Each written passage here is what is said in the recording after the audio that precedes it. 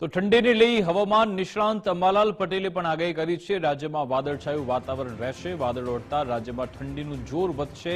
20 December સુધી ઠંડીમાં વધારો ઘટાડો રહી શકે છે। 22 ડિસેમ્બર બાદ કાતિલ ઠંડી પડશે તેવું પણ અંબાલાલ પટેલે કહ્યું। તેમણે કહ્યું ગુજરાતમાં 8 ડિગ્રી જેટલું લઘુત્તમ તાપમાન રહેશે। ઉત્તરાયણમાં પણ ઠંડી સાથે પવન રહેશે।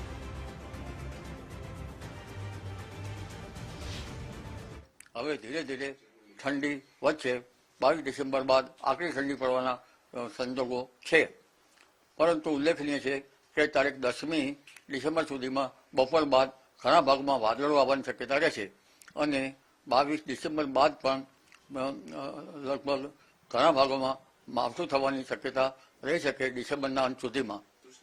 ઉત્તરાયણ ઉપર ઠંડી રહેશે અને પવન કંઈક અંશે સારો રહેવાની શક્યતા ગણી શકાય। ક્યારેક હળવો અને ક્યારેક પવનની ગતિ રહી શકે। જી।